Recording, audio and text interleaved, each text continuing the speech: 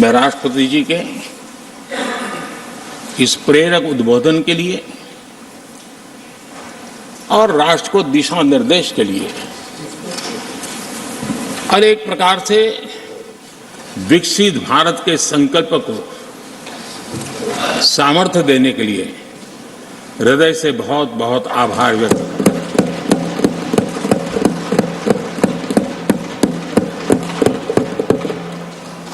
चर्चा के दरमियान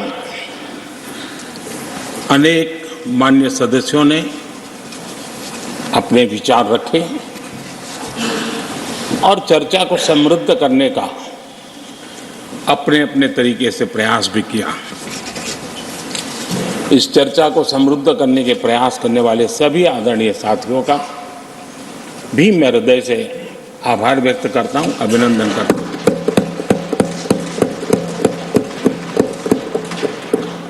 कुछ साथियों के लिए आलोचना करना,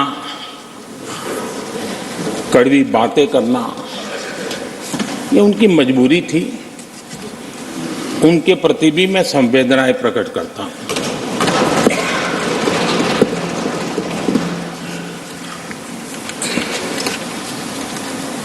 मैं उस दिन तो कह नहीं पाया, लेकिन मैं खड़गे जी का विशेष आभार प्रकट करता हूं।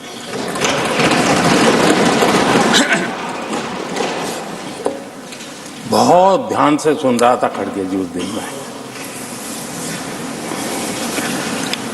और ऐसा आनंद आया, ऐसा आनंद आया, ऐसा बहुत कम मिलता है।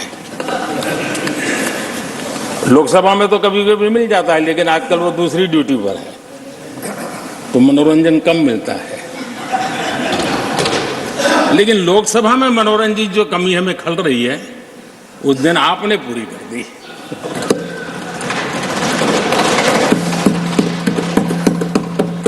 और मुझे प्रसन्नता इस बात की थी कि माननीय खड़गे जी काफी लंबा और बड़ी इम्तिहान वजह से शांति से बोल रहे थे। समय भी काफी लिया था। तो मैं सोच रहा था कि आजादी मिली कैसे, इतना सारा बोलने की आजादी मिली कैसे। तो मैं सोच तो रहा था, लेकिन बाद में मेरे ध्यान में आया कि दो स्पेशल कमांडर जो रहते ना उस दिन नहीं थे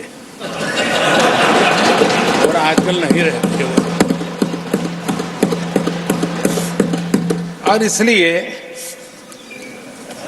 बहुत भरपूर फायदा स्वतंत्रता का आदरणीय खड़गे जी ने उठाया।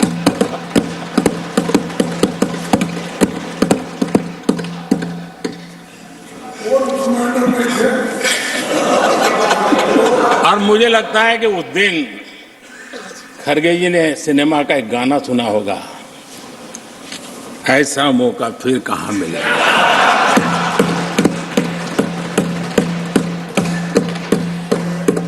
और खड़गे जी भी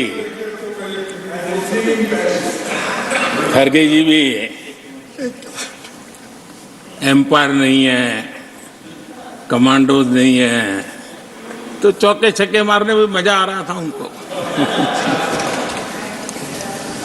लेकिन एक बात खुशी की रही, उन्होंने जो 400 सीट एनडीए के लिए आशीर्वाद दिया,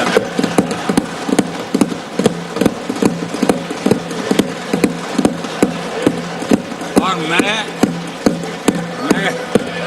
खड़गे जी के इन आशीर्वाद को, आपके आशीर्वाद मेरे सर आंखों पर, अब आपको आशीर्वाद वापिस लेना तो ले सकते हैं, क्योंकि एक खबर तो आ गए हैं।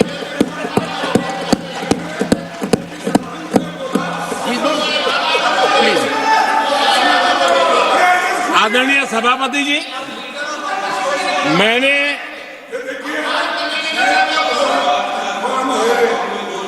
आदरणीय सभापति जी, मुझे पिछले वर्ष का वो प्रसंग बराबर याद है। उस सदन में हम बैठते थे और देश के प्रधानमंत्री की आवाज को गला घोंटने का भरपूर प्रयास किया गया।